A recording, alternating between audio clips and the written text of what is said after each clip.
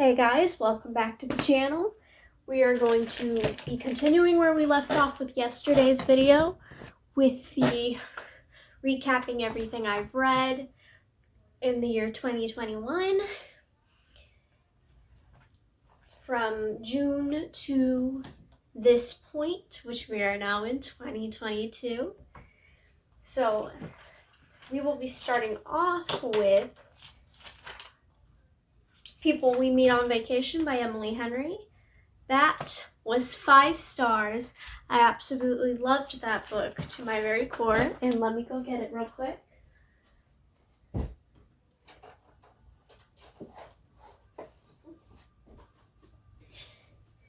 This is the story of Poppy and Alex, where they basically go on a summer trip every year ever since college. And basically they start going on these summer trips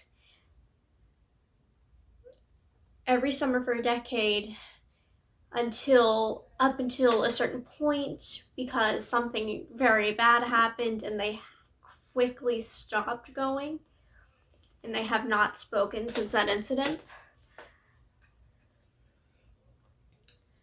But when somebody asks, hey, what would you do that would imply that you were truly happy? And basically she said she wanted to go on another trip with Alex. And so they decide to make one more vacation, and the vacation is basically going to this one place, and all of the decisions they're going to make impact their relationship. So they have a week to fix everything with their relationship, and I think this is just a great story and I love it so much. It is a one-person POV, and that POV is Poppy's, I believe. Yes, that POV is Poppy's. Wait, no. Yeah, POV is Poppy's. Anyway, it's literally switching back from the past and the present to like show you what went on during that time. And overall, I think it definitely lives up to the hype. Next book on the list is Red, White, and Royal Blue by Casey McQuiston. That one I also gave 5 stars. And when I say I loved this book to my very, very core, I fucking mean it. So this one was a 5-star read for me, and I will give you a quick read of the thing. When his mother became president of the United States, Alex Claremont Diaz was promptly cast as the American equivalent of a young royal. Handsome, charismatic genius, his image is pure millennial marketing gold for the White House. There's only one problem. Alex has a beef with an actual prince, Henry, across the pond. And when the tabloids get a hold of a photo involving an Alex-Henry altercation, U.S.-British relations take a turn for the worse. Heads of family estate and other handlers devise a plan for damage control, stage a truce between the two rivals, which at first begins as a fake. The Instagrammable friendship grows deeper and more dangerous than Alex or Henry could have imagined. Soon Alex finds himself hurtling into a secret romance with a surprisingly unstuffy Henry that could derail the presidential campaign and upend 2 nations. It raises the question, can love save the world after all? Where do we find the courage and the power to be the people we are meant to be? And how can we let our true colors shine through? Now, I was a bit skeptical going into reading this because I've been wanting to read this for like 2 years before I actually read it. And boy, oh boy, I proved myself wrong. Because first I read One Less Stop by Casey McQuiston. I think that was where my holding myself back into, because I did not really like that one. I was very skeptical, and then I opened it and I was like, oh my god, it's heaven on earth. I loved it so much. Okay, next book is the next series, which is Ella Kennedy's Briar U series, which was the spinoff to The Off Campus, which I gave my opinion in the last video. If not, you could probably go find where I talked about it. Okay, so overall, this series was a 4-star at best. Not my favorite from Mel Kennedy. I definitely loved the off-campus version more. But let me tell you, some of the characters. Brenna has to be my favorite character out of the series. I loved her. Her personality is just chef's kiss. Okay, next book, November 9 by Colleen Hoover. Now, I waited to read this book on November 9th so I could say I read this book on November 9th. And I did. I finished it in a day. And I loved it. It is, again, present and past, switching before and back. It takes the POV of the main girl character, which is Jade? No. Fallon. See, I remember her name by Liz Gillis, which is the actor who played Fallon in Dynasty, which is why I confused her with Jade, because I was thinking Victorious. But no, it is Fallon. Fallon and Ben, they meet each other on November 9th, and then they choose to meet each other again once a year, which is very similar to people we meet on vacation, I guess. The one time and place, and then we come back, you know? I loved it. It was so cute. Plot twist didn't really pull me in as much as I wanted it to, but overall, still loved the book. Next one, The Proposal by Jasmine Guillory. I was going into this hoping I would like it because I've seen such good things. I was dreading every minute I picked up that book because once I started reading it, it took me a whole month to actually pick it up again after reading the first 10 chapters, and I dreaded finishing it. I gave that one 2 stars. I read it in 5 sittings just so I could get it over with. I was completely let down with the reviews. And I mean, if Jasmine Guillory's your thing, hey, she's your thing, right? But for me, she definitely wasn't for me. Okay, next book. The Love Hypothesis by Ali Hazelwood. Lived up to the hype. Loved it. Olive is a, science major? Yeah, and one of her teachers, Adam Carlson, amazing, love him. They have to fake date because Olive accidentally told her best friend, hey, okay, you know what, I'm dating this guy, because you could tell the best friend liked her ex, liked Olive's ex, so she was trying to be nice about it. She honestly felt no hard feelings for it. She was like, listen, we didn't work out, that's okay, you could date him, listen, I'm already dating somebody else. And by the time she told her that, she was not dating somebody else, but Adam agreed to date her for that reason, and I was like, oh my god. But the book is so good. You definitely have to read it. I gave that one almost 5 stars. 4 to 5. 4 to 5, baby, what? 4.5 star reviews. Okay, Ella May's Marriage for One. Jack and Rose, those are their names. Obviously, Jack and Rose from the Titanic, correct? So there's a bit of a parallel here. So at the beginning, it definitely states, oh, well, we wouldn't work together because after all, we're doomed, just like our names, Jack and Rose. And I'm just like, oh, I can't wait to prove this girl wrong, because it is a also like fake marriage, because she married this guy, so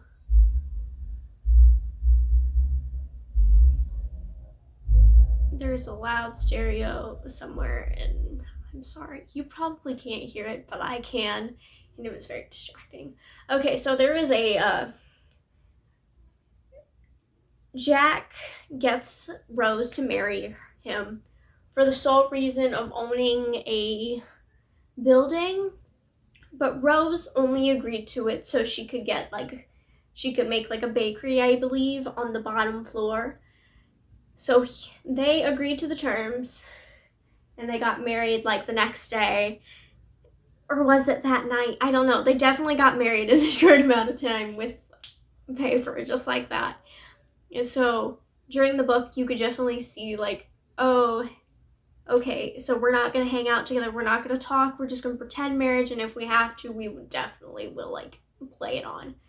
But slowly over time, it progressed into something more. And this is definitely like, I've always loved you, but I needed to stay away, you know, for at least Jack's side, because it definitely was a one-sided relationship until it was like put together, and I loved it. It was so good. Okay. The next one. Archer's Voice by Mia Sheridan. When I tell you this book grabbed me by my hair and said, hey, you're gonna love me. It really did. I loved it so much. I love Archer. I can't remember the heroine's name because I was all over Archer. But no. What was it? I know it started with a J. I think it started with a J anyways. But when I tell you, I was like head over heels with this book. I loved her. I still have yet to read the sequel, Travis. But this book I gave 5 stars. And I absolutely loved it. So basically, Archer, he is the outcast in the town, right? He's the outcast in the town. Bree. My bad. I was completely off the J. Okay.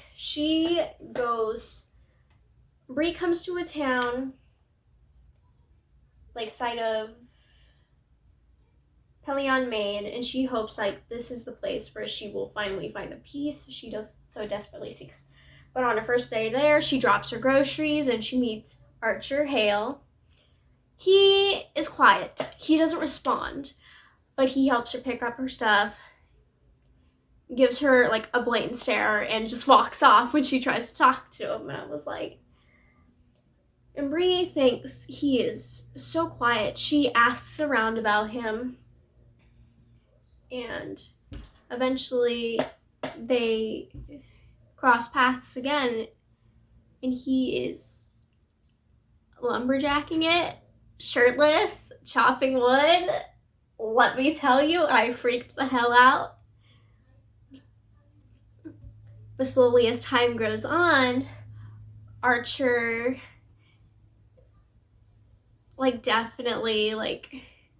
Archer has always been like in his house by himself, and you could just tell because he seems like uncivilized, but not uncivilized enough so that's weird. But he's so cute. I loved Archer's voice, the relationship, everything. This man. I loved Archer. Listen, Bree has like a bag of chips, but she'll only eat the folded chips in the bag of chips. She wants the certain chips. She prefers those certain chips, but they're all in a bag together usually. This man opened 3 different bags, picked out all the folded chips, and put them in a bag for her. I'm sorry, I'm going way overboard with this, but when I tell you this book was everything and anything, you just need to read it because it is amazing. I loved it. You need to read it. Mia Sheridan, Archer's Voice. The Wall of Winnipeg Me by Mariana Zapata. As this being my first Mariana Zapata book, and I absolutely loved it. I was a bit skeptical because it was like a chonky ass book. It was very chonky. Very chonky. But obviously it went well for me because a few days later I read All Roads Lead Here. When I tell you both of these books, Mariana Zapata definitely pulled me in. Oh my god. I read those books within a matter of days. Literally, it was amazing. It was heaven on earth. Now, let me actually tell you the descriptions of both of these books before I move on. So first, The Wall of Winnipeg Me. That was a 5-star rating, I believe. Yes, 5-star rating. All Roads Lead Here was also 5 stars. Okay, so Wall of Winnipeg Me. Hang on. That is the Spanish description. I cannot read Spanish. I probably should know how to speak Spanish, but I don't.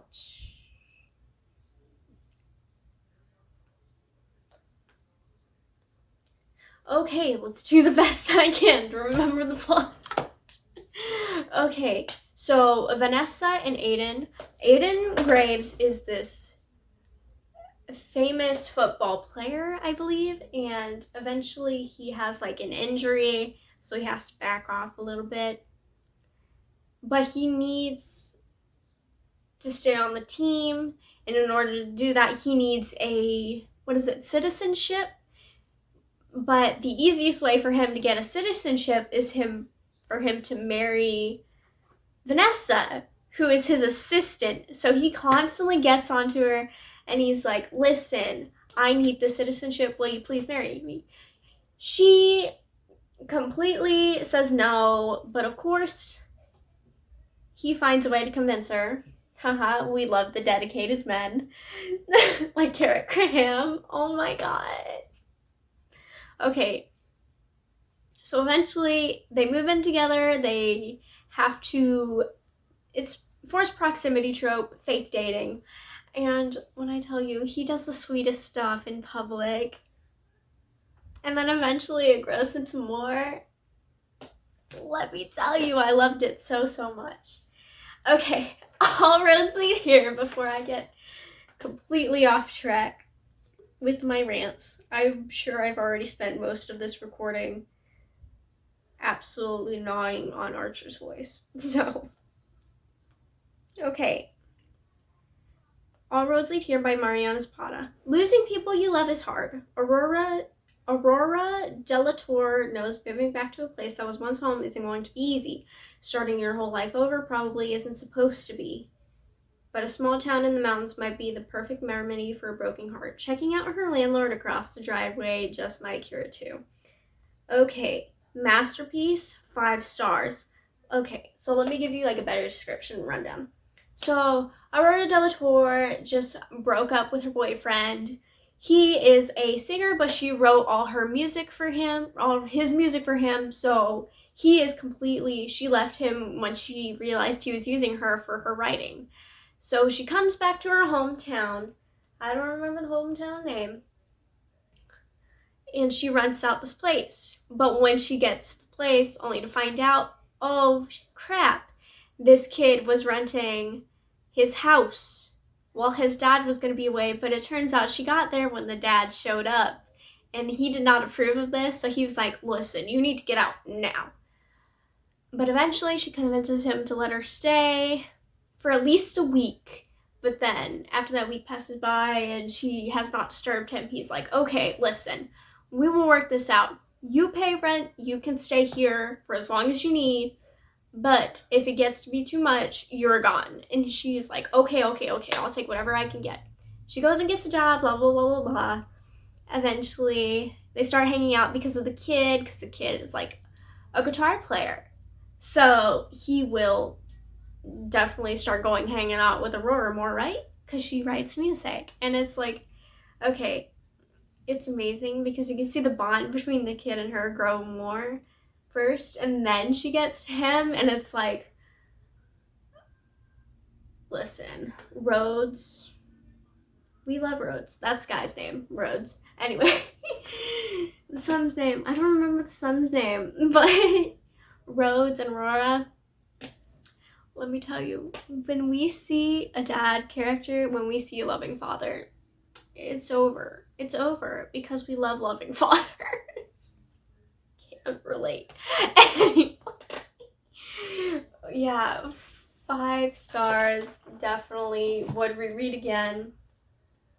Lauren Asher, The Fine Print. Let me tell you, as soon as I read the Dirty Air series, I wanted to read this one. And I finally got to it. And oh my god. I love Zara and I love Ronan. Rowan. My bad. That's why I mixed up the names yesterday. Calm down.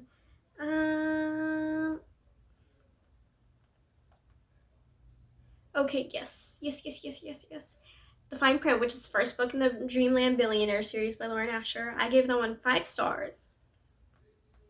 So we're going to read Rowan's first part of the description, and then we'll get to Zara's part. Okay, Rowan. I'm in the business of creating fairy tales, theme parks, production companies, 5-star hotels. Everything could all be mine if I renovated Dreamland. My initial idea of hiring Zara was good in theory, but then I kissed her. Things spiraled out of control once I texted her using an alias. By the time I realized where I went wrong, it was too late. People like me don't get happy endings, not when we're destined to ruin them. Zara. After submitting a drunk proposal criticizing Dreamland's most expensive ride, I should have been fired. Instead, Rowan Kane offered me a dream job. What's the catch? I had to work for the most difficult boss I've ever met. Rowan was rude and completely off limits, but my heart didn't care, at least not until I discovered his secret. It was time to teach the billionaire that money couldn't fix everything, especially not us. Now, you need to read this.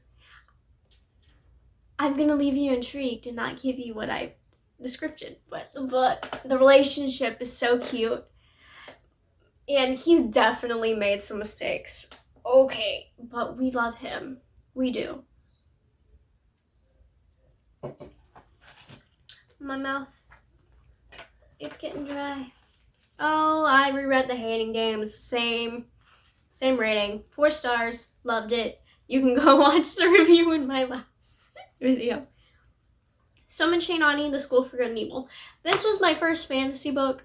My friend made me read it. I'm not gonna lie. I was a little bit iffy. It's definitely not my favorite thing, but I think I just need to get used to the fantasy series thing more. Fantasy is not my thing. I don't read fantasy. I stick with romance. This series technically has some romance in it, but it takes long to progress. And it's basically twisted fairy tales, and I can't remember everything from the first book because I'm currently on the 3rd book. I don't know how much I can give without giving spoilers for the next books. But it was a 3.5 stars at best. She's still making me read the series, and I will read the series the entire way through because I don't like to quit anything. If anything is too bad, I will quit it, but I rarely quit anything, so I'm letting this consume me. The second book, 4.3 stars. Yeah, I don't want to spoil anything because I don't remember like specifically what parts were in what book because it was a first time read, so maybe once I get through. Of course, after reading the second book, I had to read The Daughter of Piracy duet by Trisha Levensever. Let me tell you, I'm going to be grading this as a whole. Loved it. Loved it. Loved Ryden. Don't know why his name is Ryden, because all I think of Ryden is this. Okay, yeah, no. Ryden and Laura? No. I am terrible with names. You guys will learn this. I can remember the author's name, but I cannot remember the character's name. So grading this as a whole, I gave the first book 4 stars, and then the second book I gave 5 stars. The second book was definitely better, let me tell you that. But the first book, I wasn't into it until about 6 chapters in, and then it grabbed me by my hair, and it was like, you will be staying to read me because I am amazing. And I'm just like, okay, I'll stay, I'll read. You are a good book. I finished it, absolutely loved it. it definitely lives up to the hype. Now, some people might not like it because it is like a middle grade book, but I'm still like left in a middle school body and my mind is still middle school. I loved it. I don't really associate myself with children's books, except The Outsiders by S.E. Hinton, because I loved that book. I loved it. Absolutely loved it. It's amazing. But Church of Love and Solar with this series was the best thing I've read. It was good.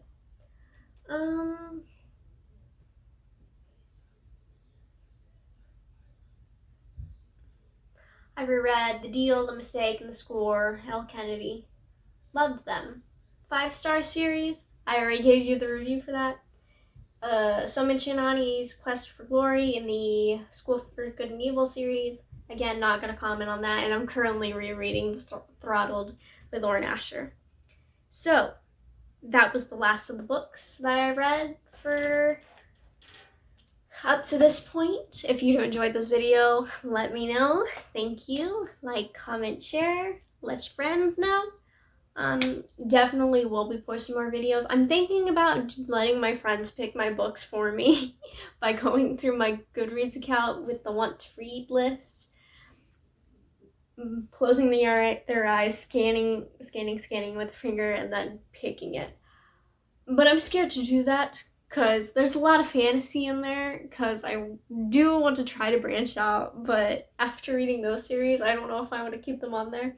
I probably will, because I'm probably going to let them do it tomorrow. But anyways, I'll be back with another video very, very soon. Bye-bye.